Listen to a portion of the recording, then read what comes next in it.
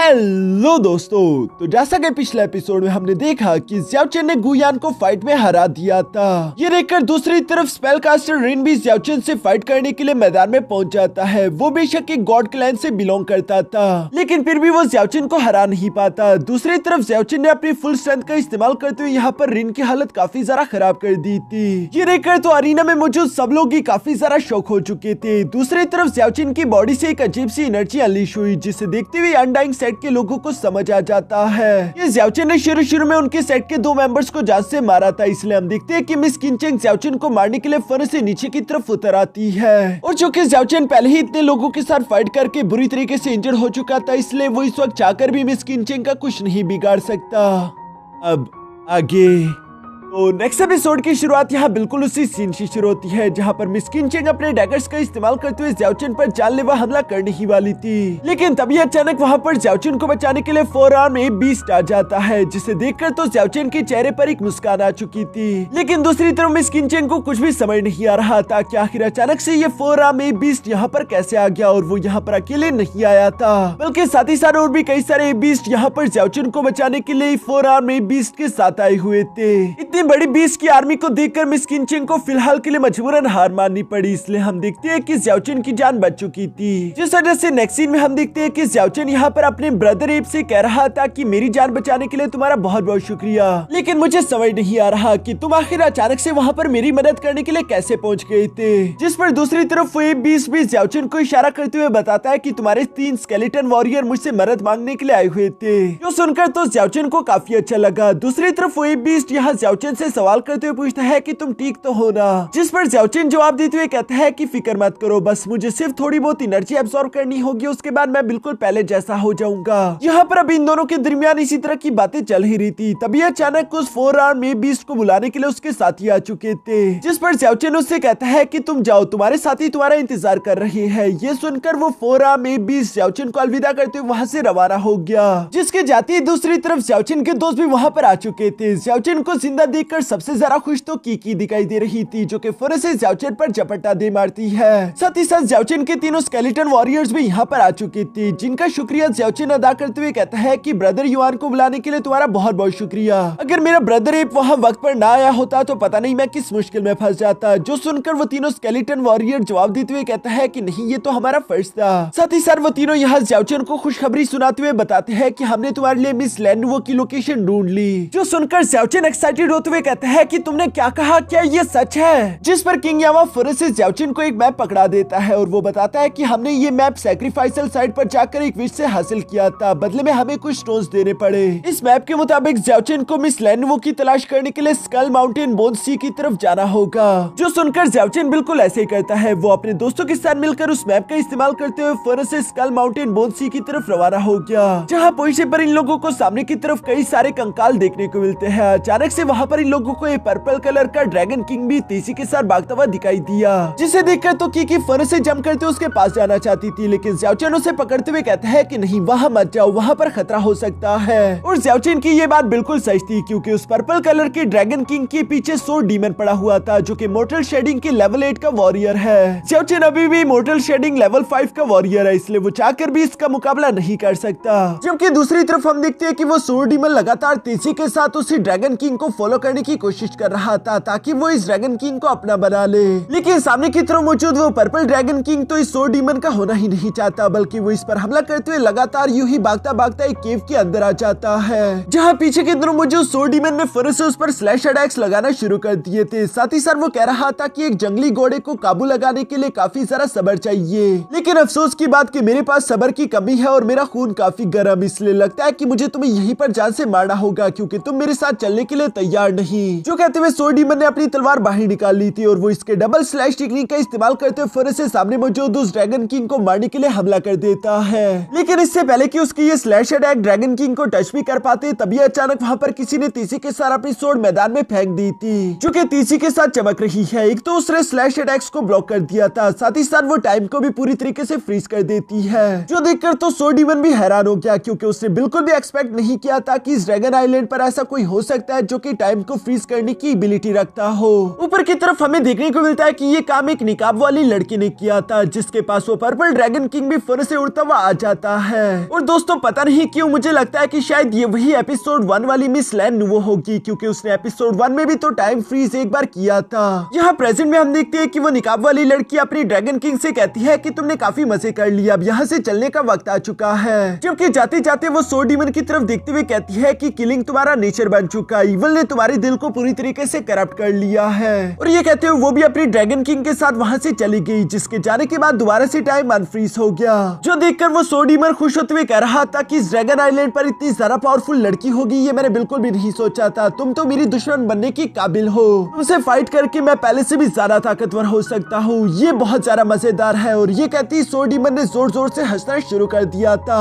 साथ ही साथ वो कुछ और स्लैश अटैक्स लगाते हुए वहाँ पर केव में और भी ज्यादा तोड़ फोड़ करते हुए फौरन यहाँ से निकल जाता है। जिसकी जाती है अचानक से वहाँ पर उस केव का ऑनर भी पहुंच जाता है, जो कि अपनी केव की ऐसी हालत देखकर गुस्सा होते हुए कहता है कि आखिर ये मेरी केव की ऐसी हालत किसने कर दी। इसके बाद पीछे की तरफ सीन शिफ्ट होकर यहाँ ज़्याओचेन और उसके दोस्तों पर आ जाता है, जो कि धीरे धीरे उसी केव की तरफ बढ़ रहे थे। रास्ते में चलते हुए ज़्याओचेन अपने दोस्तों को बता रहा था कि अब तक तो सोर्ड डीमन और ड्रैगन किंग दोनों यहाँ से जा चुके होंगे, इसलिए ये जगह सेफ है। लेकिन फिर भी हमें अपना हर एक कदम सोच समझ कर रखना होगा। यहाँ पर इसी तरह की बातें करते हुए जब ये लोग उस केव के सामने पहुंचे, तभी अचानक ज़्याओचेन को अपने सामने एक बहुत बड़ा टैबलेट दिखाई दिया। जिस टैबलेट के ऊपर ड्रैगन इंस्क्रिप्शन को देखकर तो ज़्याओचेन काफी ज्यादा सरप्राइज हो जाता है, क्योंकि इसी तरह की सेम टैबलेट ज़्याओचेन ने अपने मोर्टल रेल में भी देखी थी। ये वही जगह थी जहाँ से ज़्याओचेन को अपनी मिस्टीरियस गोल्डन इंस्क्रिप्शन टेक्निक मिली थी, जिसकी कल्टीवेशन टेक्निक का इस्तेमाल करते हुए ज़्याओचेन अब तक खुद के कल्टीवेशन लेवल्स को अपग्रेड कर रहा था। यहाँ ज़्याओचेन ने बिल्कुल भी नहीं सोचा था कि मुझे same inscription tablet immortal rail में भी देखने को मिल सकता है। ज़्याओचेन अभी ये सब खड़ा होकर सोच रहा था, तभी अचानक की तेजी के साथ जंप करते हुए फौरन से खुद ही उस केव के अंदर इंटर हो गई। इसलिए ज़्याओचेन और उसके दोस्तों को ही मजबूरन उसे फॉलो करते हुए अंदर की तरफ जाना पड़ा। जहाँ केव के अंदर आने पर ज़्याओचेन अपने चारों तरफ देखते हुए कहता है कि पता नहीं क्यों मुझे ऐसा लगता है जैसे कि ये केव किसी का घर है। ज़्याओचेन अभी अपने दोस्तों को ये सब बता ही रहा था कि तभी अचानक हम देखते हैं कि दूसरी तरफ शरारती मंकी किंग ने वहाँ पर मौजूद कुछ स्केलेटन्स को गिराकर तोड़ दिया, जिसके शोर शराबे की वजह से अचानक ही ज़्याओचेन के सामने एक पोर्टल ओपन हो जाता है और इस पोर्टल ने ज़्याओचेन को अंदर की तरफ खींच लिया। जहाँ डराती ज़्याओचेन हैरान होकर कहता है कि ये मैं कहाँ पर आ गया। तभी अचानक ज़्याओचेन पर किसी ने पीछे से हमला कर दिया था, जो कि ज़्याओचेन से कह रहा था कि ये तुम्हारी कब्र है। जो सुनकर तो ज़्याओचेन ने भी फौरन से पीछे की तरफ जंप करते हुए अचानक उस फैन अटैक को डॉज कर लिया था और हमें जानने को मिलता है कि ये फैन अटैक करने वाला तो वही आदमी है। जिसे देखते हुए दूसरी तरफ ज़्याओचेन सवाल करते हुए पूछता है कि आखिर कौन हो तुम और तुम मुझ पर हमला क्यों कर रहे हो। जिस पर वो आदमी जिसका नाम लिनमू था वो यहाँ ज़्याओचेन पर गुस्सा होते हुए कहता है कि तुमने मेरे घर को बर्बाद करने की कोशिश करी, इसकी पनिशमेंट तो तुम्हें मिलनी ही चाहिए। जो कहते ही वो अपने वेपन को दोबारा से मल्टीपल फैंस में कन्वर्ट करते हुए फिर से आगे की तरफ ज़्याओचेन पर हमला करने शुरू हो गया। जिसे दूसरी तरफ ज़्याओचेन भी अपने स्पाइरल ब्लेड टेक्निक का इस्तेमाल करते हुए ब्लॉक करके कहता है कि कहीं तुम बाहर मौजूद उन बोन्स की बात तो नहीं कर रहे, क्योंकि उन्हें नीचे गिराने का हमारा कोई भी मकसद नहीं था। इस पर लिनमू जवाब देते हुए कहता है कि तुमने मेरे आधे के आधे केव को डिस्ट्रॉय कर दिया और तुम सिर्फ बोन्स की बात कर रहे हो। मैं तुम्हें इसकी माफी बिल्कुल भी नहीं देने वाला, तुम्हें इसकी सजा मिलनी ही चाहिए। जो कहते हुए लिनमू पहले से भी ज्यादा गुस्सा होकर फिर से आगे की तरफ बढ़ते हुए ज़्याओचेन पर हमले करने शुरू हो गया था। यहाँ पर हमें जानने को मिलता है कि लिनमू असल में एक स्पेटियल स्पिरिट मास्टर है, यानी कि उसकी टेक्निक नॉर्मल कल्टीवेशन से जरा अलग थी। वो स्पेटियल लॉ का इस्तेमाल करता था, जैसे कि वो पाम सकिंग टेक्निक का इस्तेमाल करते हुए फिर से ज़्याओचेन को अपनी तरफ खींचकर पंच करता है। साथ ही साथ जब ज़्याओचेन उस पर हमला करने के लिए आगे की तरफ बढ़ रहा था तो वो स्पेस पाम टेक्निक का इस्तेमाल करते हुए ज़्याओचेन को खुद से दूर कर चुका। जो देखकर तो दूसरी तरफ अब ज़्याओचेन को भी गुस्सा आ चुका था। वो फिर ड्रैगन स्पिरिट बॉडी का इस्तेमाल करते हुए लिनमू पर हमला कर देता है। जो अटैक इतना ज्यादा पावरफुल था कि लिनमू पीछे की तरफ धकेला गया। लिनमू ये देखकर मुस्कुराते हुए कहता है कि हम दोनों ही मोर्टल शेडिंग के लेवल 5 के वॉरियर हैं, लेकिन फिर भी हैरानगी वाली बात यह है कि मैं एक स्पेटियल स्पिरिट मास्टर हूँ, उसके बाद भी तुम मेरा मुकाबला बराबरी के साथ कर सकते हो। तुमने तो वाकई में मुझे सरप्राइज कर दिया। दूसरी तरफ ज़्याओचेन तो हैरान होकर लिनमू से सवाल करते हुए पूछता है कि आखिर ये स्पेटियल स्पिरिट मास्टर क्या होता है। इस पर लिनमू उससे सवाल करते हुए कहता है कि क्या तुम्हें सच में स्पिरिट मास्टर के बारे में नहीं मालूम? चलो कोई बात नहीं, आज के बाद तुम्हें खुद ही मालूम हो जाएगा। और ये कहते उसने दोबारा से ज़्याओचेन पर हमला करने शुरू कर दिए, जहां वो उससे साथ ही साथ टाइम और स्पेस की काबिलियत के बारे में भी समझा रहा था। जबकि सामने की तरफ मौजूद ज़्याओचेन भी काफी ज्यादा टैलेंटेड है, इसलिए हम देखते हैं कि उसने कुछ ही देरों में लिनमू की सारी बातें समझ ली थी। इसलिए हम देखते हैं कि उसने लिनमू का मुकाबला करने के लिए फौरन से अपनी सीलिंग गॉड फॉर्मेशन को एक्टिवेट कर लिया। ये देखकर लिनमू मुस्कुराते हुए कहता है कि तुम एक सीलिंग टेक्निक का इस्तेमाल कर रहे हो, वो भी मेरे स्पेस के अंदर। क्या तुम्हें मालूम भी है कि ये स्पेस मेरी जगह है और यहाँ का किंग मैं हूँ, तो इस जगह पर जो भी होगा वो मैं कंट्रोल करूंगा। यही कहते हुए लिनमू भी same ceiling spiral shield technique का इस्तेमाल करते हुए ज़्याओ चेन के उस फॉर्मेशन को डिस्ट्रॉय कर देता है। लेकिन इस बड़े से ब्लास्ट की वजह से हम देखते हैं कि लिनमू का वो स्पेस खत्म हो गया। ज़्याओ चेन और लिनमू दोनों ही बाहर आ चुके थे। लिनमू अब ज़्याओ चेन पर हमला करना बंद कर देता है, बल्कि वो ज़्याओ चेन की स्ट्रेंथ और उसकी काबिलियत देखकर उससे इंप्रेस हो चुका था। इसलिए वो यहाँ पर इन लोगों को अलविदा करते हुए वहाँ से जाते हुए ज़्याओ चेन को बताता है कि मेरा नाम लिनमू है। मैं आज के इस मसले को तो यहीं पर खत्म कर रहा हूँ, लेकिन जितना जल्दी हो सके मेरे केव से निकल जाना। दूसरी तरफ ज़्याओ चेन को भी लिनमू काफी ज्यादा इंटरेस्टिंग इंसान लगा। तभी अचानक कीकी ने देखा कि ज़्याओ चेन के पैरों पर एक सील चमक रही थी, जो कि एक ट्रैकिंग सील की तरह काम कर रहा था। मिस किनचेंग और उसके साथी इसी सील का इस्तेमाल करते हुए ज़्याओ चेन की तलाश कर रहे थे, लेकिन उन लोगों के ज़्याओ चेन तक पहुंचने से पहले ही ज़्याओ चेन वहाँ से निकलकर जा चुका होता था। इसलिए मिस किनचेंग को तो काफी ज्यादा गुस्सा आता है। तभी अचानक वहाँ पर मिस ज़ाओलिनीर भी आ चुकी थी, जिसे देखकर मिस किनचेंग सवाल करते हुए पूछती है कि क्या तुम्हें ड्रैगन किंग की कोई इन्फॉर्मेशन मिली, जिस पर मिस ज़ाओलिनीर हमें जवाब देती है, लेकिन उन्हें और ज्यादा लोगों की जरूरत थी, जिसके लिए मिस किनचेंग और उसके साथियों को यहाँ से जाना होगा। मिस किनचेंग के साथी सवाल करते हुए पूछते हैं तो फिर उस लड़के ज़्याओ चेन का हम क्या करें। इस पर मिस किनचेंग जवाब देते हुए कहती है कि फिलहाल हमारे लिए ड्रैगन किंग को ढूंढना ज्यादा जरूरी है, लेकिन चूंकि हम लोग ज़्याओ चेन को खुद मारने के लिए नहीं जा सकते, इसलिए मुझे लगता है कि हमें ज़्याओ चेन को मरवाने का काम किसी और से करवाना होगा। जो सब कहते हुए मिस किनचेंग के दिमाग में कोई शैतानी खिचड़ी पक रही थी। इसके बाद सीन शिफ्ट होकर दूसरी तरफ मिस किनचेंग की एक दुश्मन रू यान पर आ जाता है, जो कि पिंक अलायंस की एक मेंबर थी। ये भी मोटर शेडिंग लेवल 4 की एक वॉरियर है, जो कि मिस किनचेंग और मिस ज़ाओलिनीर की तरह ड्रैगन किंग को अपने साथियों के साथ मिलकर तलाश कर रही थी। और अचानक ही उसे एक मास्क वाला वॉरियर यहाँ पर अपने साथियों पर हमला करता हुआ दिखाई देता है, जिससे मिस रू यान फाइट करते हुए उसे यहाँ से भगा देती है। लेकिन उस मास्क वाले आदमी ने जाते जाते ही पिंक अलायंस की कई सारी लड़कियों को जान से मार डाला था, जिस पर मिस रू यान बदला लेने के लिए काफी सारा गुस्से में थी। और ये बात सिर्फ पिंक अलायंस तक महदूद नहीं थी, बल्कि ग्रैंड अलायंस और साथ ही साथ ब्लू रेन अलायंस के भी कई सारे मेंबर्स मारे गए थे, जिन सब का इल्जाम यहाँ ज़्याओ चेन पर आ चुका था। जबकि असल में वो मास्क वाला आदमी तो ज़्याओ चेन था ही नहीं, बल्कि वो मिस किनचेंग का एक सोल्जर है, जो कि मिस किनचेंग के पास आकर कहता है कि आपने जैसा प्लान किया था बिल्कुल वैसे ही हुआ। अब 3-4 बड़ी बड़ी फोर्सेस इस वक्त ज़्याओ चेन की जान की दुश्मन बन चुकी है और वो ज़्याओ चेन को ढूंढ रही है, इसलिए हमें ज़्याओ चेन को मारने की कोई जरूरत नहीं, बल्कि हमारा काम वो लोग कर देंगे। मिस किनचेंग का ये इवल प्लान देखकर तो मिस ज़ाओलिनीर भी उससे काफी सारे इंप्रेस हो चुकी थी। वो कहती है कि वाओ, तुमने ज़्याओ चेन के इतने सारे दुश्मन बना दिए, अब तुम आसानी के साथ ड्रैगन किंग को तलाश करने के लिए अपने सारे साथियों को लगा सकती हो, जबकि दूसरी तरफ ज़्याओ चेन को मारने का काम भी पूरा हो जाएगा।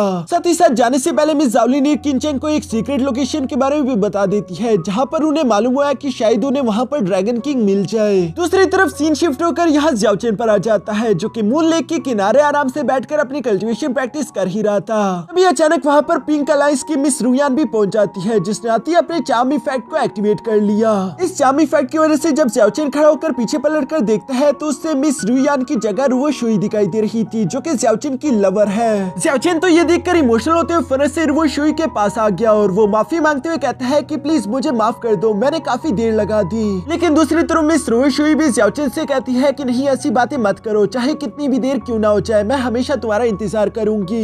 ये सब कहते हुए जब ज़्याओ चेन इमोशनल हो ही रहा था, तभी अचानक मिस रुओ शुई ने अपने पास से एक डैगर निकाल लिया, जिसका इस्तेमाल करते हुए ज़्याओ चेन पर जानलेवा हमला करने वाली थी। दूसरी तरफ ज़्याओ चेन, जो कि बेशक इस चार्म इफेक्ट में फंसा हुआ था, लेकिन फिर भी उसके सेंसेस काफी ज्यादा शार्प थे। वो फौरन से मिस रू यान का हाथ पकड़ लेता है, जबकि साथ ही साथ वो सवाल करते हुए पूछता है कि कौन हो तुम। इस पर मिस रू यान दोबारा अपने डैगर का इस्तेमाल करते हुए ज़्याओ चेन पर हमला करते हुए उसे पीछे हटा देती है। ज़्याओ चेन, जो कि यहाँ पर उसके हर एक हमले को डॉज कर रहा था। दूसरी तरफ मिस रू यान ज़्याओ चेन से कहती है कि अभी कल के दिन ही तो तुमने मेरी इतनी बहनों को जान से मार डाला, तुम तो कुछ जरा ही जालिम निकले, मेरी बहनों की जान लेने के बावजूद भी तुम मेरा नाम तक नहीं जानते। चलो कोई बात नहीं, वैसे भी तो तुम जल्द ही मरने वाले हो। ये कहती मिस रू यान ने अपने अम्ब्रेला के कई सारे क्लोज वहाँ पर बना दिए थे, जिन अम्ब्रेलास के इस्तेमाल करते हुए ज़्याओ चेन की नजरों से बचने की कोशिश करते हुए उस पर स्नीक अटैक करना चाहती थी। दूसरी तरफ ज़्याओ चेन यहाँ पर मिस रू यान को जवाब देते हुए कहता है कि पता नहीं आखिर तुम किन के बारे में बात कर रही हो, मेरा तुम्हारे लोगों की जान लेने से कोई भी वास्ता नहीं। लेकिन मिस रू यान ज़्याओ चेन की कोई भी बात नहीं सुनने वाली थी। वो फौरन अपने सोर्ड का इस्तेमाल करते हुए यहाँ एक स्नीक अटैक ज़्याओ चेन पर चल देती है, जिसे ज़्याओ चेन ने अपने स्पाइरल शील्ड का इस्तेमाल करते हुए ब्लॉक कर दिया था। साथ ही साथ वो अपने मन में कहता है कि ये लड़की इन अम्ब्रेलास का इस्तेमाल करते हुए खुद के स्टैंड को छुपा रही है और साथ ही साथ ये मौके का इस्तेमाल करते हुए मुझ पर हमला कर देगी।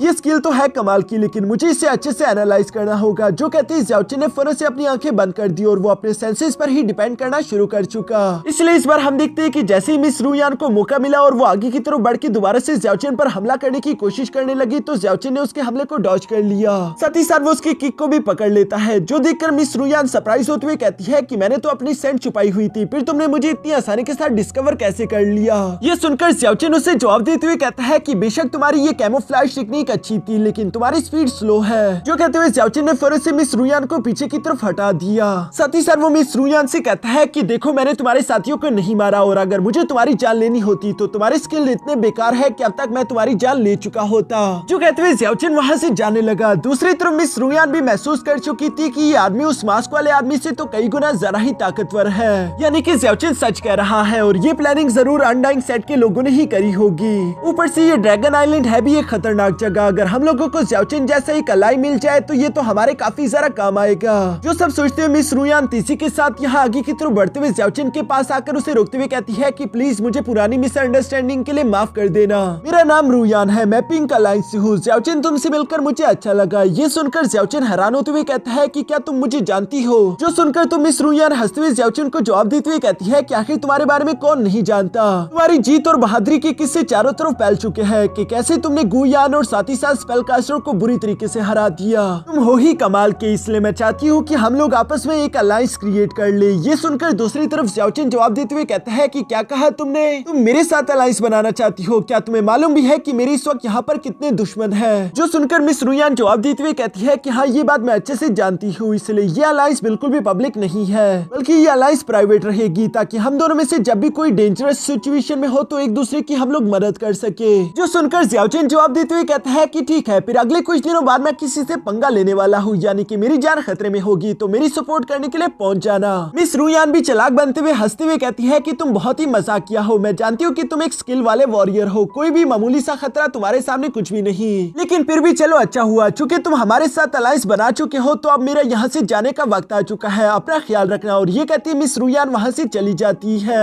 दूसरी तरफ मिस रुयान के जाने के बाद ज़्याओचेन यहाँ पर अपने मन में कह रहा था कि मुझे इस ड्रैगन आइलैंड पर आए हुए पूरे 4 महीने हो चुके। रुवोशुई, मुझे तुम्हारी बहुत ही याद आ रही है, फिक्र मत करो, मैं जल्दी मिस लैनवो को ढूंढकर वापस घर आ जाऊंगा। इसके बाद हम लोगों को नेक्स्ट डे का सीन दिखाया जाता है, जहाँ ज़्याओचेन ने इस पूरे के पूरे स्कल माउंटेन की बोन सी को चांद मारा था, लेकिन अभी भी ज़्याओचेन को कहीं पर भी मिस लैनवो नहीं मिल रही थी। लेकिन कीकी दूसरी तरफ एक पहाड़ जैसे दरख्त को देखकर अजीब से बिहेव करने लगी, जिसे देखते हुए ज़्याओचेन कहता है कि ये तो स्काई रीचिंग डिवाइन ट्री है, जो कि पता नहीं किसने बीच में से काट दिया। और कीकी यहाँ पर इन लोगों से उसके ऊपर जाने के लिए बोल रही थी, इसलिए ज़्याओचेन भी उसे मना नहीं करता, बल्कि वो उसके साथ इस डिवाइन ट्री के ऊपर आ गया था। जहाँ पहुंचने पर वो तीनों स्केलेटन वॉरियर तो कुछ मस्ती करने के लिए यहाँ से रवाना हो गए। ज़्याओचेन और कीकी ही पीछे अकेले बच चुके थे। ज़्याओचेन को तो कुछ भी समझ नहीं आ रहा था कि कीकी आखिर यहाँ पर क्या ढूंढ रही है। तभी अचानक कीकी ज़्याओचेन को एक एक्शेल के पास ले आई, जिस एक्शेल के साथ उसकी बचपन की काफी यादें जुड़ी हुई थी, इसलिए वो उसके साथ खेलने लगती है। दूसरी तरफ ज़्याओचेन को भी अब कुछ कुछ समझ आने लगा, इसलिए वो कीकी के पास आकर सवाल करते हुए पूछता है कि क्या ये जगह तुम्हारा घर है? जिस पर कीकी भी उदास होकर यहाँ ज़्याओचेन को अपनी पास मेमोरी दिखाना शुरू कर देती है कि जब वो इस अंडे से निकली थी तो बाहर कोई भी मौजूद नहीं था,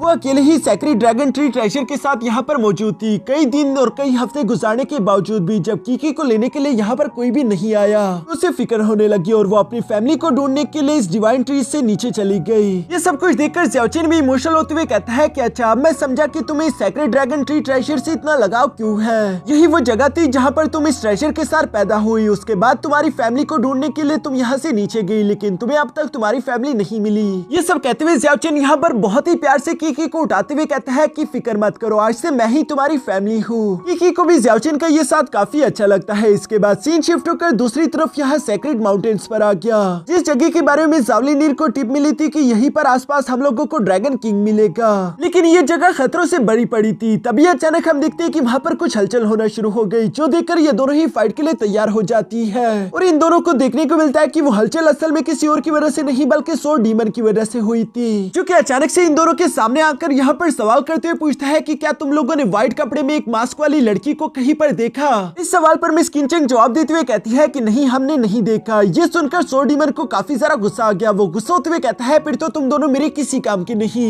जो कहते हुए सोर डीमन ने फौरन से अपनी तलवार निकालकर यहाँ एक स्लैश टेक्निक का इस्तेमाल करते हुए मिस किंचेंग और ज़ावलिनीर पर हमला बोल दिया, जिस अटैक से टकराकर मिस ज़ावलिनीर और किंचेंग दोनों ही इंजर्ड हो जाती है। मिस किंचेंग जानती थी कि वो इस सोर डीमन का मुकाबला नहीं कर सकती, इसलिए वो फौरन से अपने विंग्स एक्टिवेट करके मिस ज़ावलिनीर को पीछे छोड़ते वहाँ से भागकर निकल गई। जो देखकर तो मिस ज़ावलिनीर को अपनी आंखों पर यकीन ही नहीं आ रहा था। दूसरी तरफ हम देखते हैं कि सोर्ड डीमन ने मिस ज़ावलिनीर को मारने के लिए दोबारा से डबल स्लैश टेक्निक का इस्तेमाल करते उस पर हमला करने की कोशिश करी, लेकिन इससे पहले कि वो अटैक यहाँ मिस ज़ावलिनीर को जाकर हिट कर पाता, तभी अचानक वो मास्क वाली लड़की फिर से मिस ज़ावलिनीर के सामने आकर सिर्फ एक ही उंगली का इस्तेमाल करते हुए स्लैश अटैक को यहाँ से दूर हटा देती है, जिसे तो यहाँ पर एक बार फिर से अपने सामने देखकर सोर्ड डीमन भी काफी ज्यादा खुश हो गया। दूसरी तरफ वो लड़की यहाँ सोर्ड डीमन से कह रही थी कि तुम्हारी तलवार ने ऑलरेडी बेहिसाब जाने ले ली है, इस तरह से तुम कभी भी ताकतवर नहीं हो पाओगे, इसलिए बंद कर दो ये खून खराबा। जो सुनकर दूसरी तरफ सोर्ड डीमन अपनी पावर्स अनलीश करते हुए कहता है कि मुझ जैसे फाइटर्स लड़ते हुए खुद को ताकतवर करते हैं, इसलिए मैं जितने पावरफुल कल्टिवेटर से लड़ूंगा और उनकी जान लूंगा उतना ही मैं ज्यादा ताकतवर बनूंगा।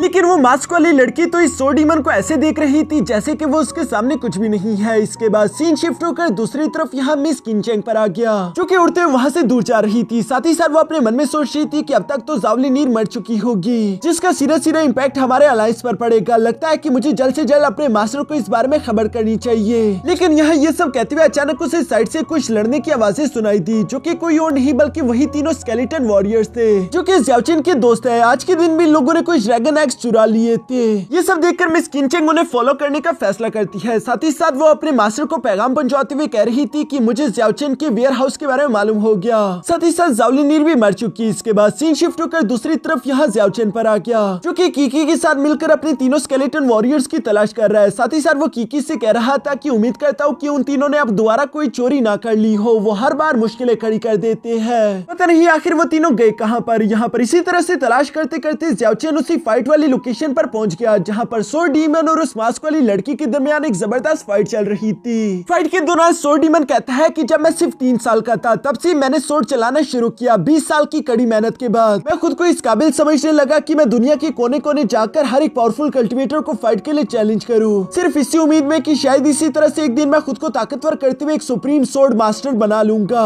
लेकिन तुम हो कि मुझसे फाइट करने के लिए अपनी तलवार बाहर निकाल ही नहीं रही, लगातार मुझसे दूर जाने की कोशिश कर रही हो। तुम इस तरह से फाइट से डरकर हमेशा भागती रहोगी, ये मैंने बिल्कुल भी नहीं सोचा था। इस वजह से मुझे नहीं लगता कि तुम्हें एक सोर्ड अपने पास रखनी चाहिए, तुम उसके काबिल ही नहीं हो। जो सब कहते हुए सोर्ड डीमन ने यहाँ पर एक बहुत ही पावरफुल सोर्ड स्लैश का इस्तेमाल करते उस मास्क वाली लड़की पर हमला करने की कोशिश करी, लेकिन वो इस अटैक को भी आसानी के साथ डॉज करते हुए साइड पर हट गई। साथ ही साथ आखिरकार वो भी अपनी सोर्ड में थोड़ी बहुत एनर्जी इकट्ठा करते हुए कहती है कि सोर्ड ऐसी मामूली काम करने के लिए नहीं होती, बल्कि तलवार होती है अच्छाई का साथ देने के लिए और अपने प्यारों की हिफाजत करने के लिए। सिर्फ हार जीत के बारे में सोचते हुए तुम अपनी कल्टिवेशन को कभी भी बढ़ा नहीं पाओगे। जो कहती वो मास्क वाली लड़की यहाँ एक स्लैश अटैक फौरन से सोर्ड डीमन पर लगा देती है। जो स्लैश अटैक इतना ज्यादा पावरफुल था कि सोर्ड डीमन भी यहाँ अपने घुटनों के बल आकर बैठ गया। दूसरी तरफ मिस ज़ावलिनीर ये सारा नजारा देखकर हैरान होते हुए कहती है कि आखिर ये औरत है कौन, जो कि इतनी ज्यादा पावरफुल है। साथ ही साथ एक ड्रैगन किंग इसे फॉलो कर रहा है, इवन कि इसकी सोर्ड टेक्निक के सामने तो सोर्ड डीमन भी नहीं टिक पा रहा। ये सब कहते हुए मिस ज़ावलिनीर की नजर अचानक से उस मास्क वाली लड़की की सोर्ड पर पड़ गई, जिस सोर्ड को देखकर तो मिस ज़ावलिनीर की आंखें पटी की पटी रह जाती है। दूसरी तरफ हम देखते हैं कि सोर्ड डीमन भी यहाँ पर उस लड़की से कह रहा था कि अगर कोई विनर ही नहीं होगा तो फिर बताओ कि मैं फाइट में ये बात कैसे डिसाइड कर सकता हूँ कि किसकी स्ट्रेंथ ज्यादा है। तुम आलतू फालतू बातें करती रहती हो, अगर तुम्हें अपने मार्शल आर्ट टेक्निक्स पर इतना ही ज्यादा यकीन है तो तुम मेरे आमने सामने आकर मुझसे मुकाबला क्यों नहीं करती। जो सुनकर वो मास्क वाली लड़की जवाब देते हुए कहती है कि चलो ठीक है, लेकिन मैं अपनी सोर्ड का इस्तेमाल करते हुए तुम्हारा मुकाबला नहीं करने वाली, तुम अभी उस काबिल नहीं हुए। और ये कहती वो वहाँ पर दरख्त की एक छोटी सी लकड़ी उठा लेती है, जिसका इस्तेमाल करेगी वो सोर्ड डीमन से फाइट करने के लिए। जो देखकर तो सोर्ड डीमन को काफी गुस्सा आ चुका था। वो फौरन से अपनी तलवार निकालकर यहाँ उस लड़की की तरफ बढ़ते हुए कहता है कि इस लकड़ी को तो मेरी तलवार यूं चुटकियों में काट देगी। पर जब वो आगे बढ़कर उस लड़की से टकराने लगा तो वो ये देखकर बहुत ही हैरान हो जाता है कि आखिर एक मामूली सी लकड़ी इतनी ज्यादा स्ट्रॉन्ग कैसे हो गई। यहाँ इन दोनों के दरमियान इस जबरदस्त फाइट को दूसरी तरफ से ज़्याओचिन भी देख रहा था और वो हैरान होते हुए यही सोच रहा था कि आखिर इस सोर्ड डीमन से फाइट करने वाली ये लड़की है कौन। तभी अचानक उसकी नजर वहीं पर पास में मौजूद ज़ावलिनीर और उस ड्रैगन किंग पर भी पड़ जाती है। दूसरी तरफ मैदान में मौजूद सोर्ड डीमन को इस फाइट की वजह से काफी ज्यादा गुस्सा आ रहा था। उसे समझ नहीं आ रहा था कि आखिर मेरे तलवार के हमलों को ये मामूली सी लकड़ी ब्लॉक कैसे कर सकती है। इसी वजह से वो दोबारा गुस्सा होकर यहाँ अपनी पूरी ताकत लगाते हुए उस लड़की पर हमला करने लगा, पर इस बार भी उसकी तलवार उस लकड़ी को नहीं काट पा रही थी। जिस पर मास्क वाली लड़की उसे जवाब देते हुए कहती है कि इस बात से कोई फर्क नहीं पड़ता कि तुम्हारे पास कौन सा वेपन है, अगर तुम किसी भी वेपन का अच्छाई के लिए इस्तेमाल करोगे और तुम्हारा दिल शांत रहेगा तो हर एक वेपन ही ताकतवर हो सकता है, फिर चाहे वो एक मामूली लकड़ी ही क्यों ना हो। जो कहती है उस लड़की ने आखिरकार यहाँ सोर्ड डीमन की तलवार को उसके हाथ से गिराते उस पर एक स्लैश अटैक करके उसे हरा दिया। जो देखकर तो सोर्ड डीमन को अपनी आंखों पर बिल्कुल भी यकीन नहीं आ रहा था। दूसरी तरफ वो मास्क वाली लड़की जाते जाते सोर्ड डीमन से कहती है कि अगर फ्यूचर में तुम्हें कोई ऐसी चीज मिल जाए जिसे तुम प्रोटेक्ट करना चाहते हो तो शायद तुम तब अपनी सोर्डमैनशिप की ऊंचाइयों को पा सको। ये कहने के बाद वो मास्क वाली लड़की यहाँ सोर्ड डीमन को पीछे की तरफ छोड़ते हुए जावलिनीर को लेकर वहाँ से जाने लगी। पीछे की तरफ सोर्ड डीमन तो आज की इस बेइज्जती और हार की वजह से गुस्से से पागल हो रहा था। उसे समझ नहीं आ रहा था कि आखिर वो करे तो करे क्या। वो मरना तो पसंद कर सकता था लेकिन कभी हार मानना नहीं। इसलिए हम देखते हैं कि एक बार फिर से उसने अपनी तलवार उठाकर यहाँ बिना सोचे समझे उस मास्क वाली लड़की पर पीठ पीछे हमला करने की कोशिश करी। लेकिन फिलहाल ये तीनों एक एंशिएंट रैली के ऊपर मौजूद थे जो कि अचानक से एक्टिवेट होकर इन तीनों को टेलीपोर्ट करके वहाँ से गायब कर देता है। xiao chen भी ये देखकर भागता भागता फोन से उस जगह पर आकर हैरान होते हुए कहता है कि आखिर वो लोग अचानक से गए कहाँ पर। और यहाँ इसी सीन के साथ हमारा यह एपिसोड यहीं पर खत्म हो जाता है।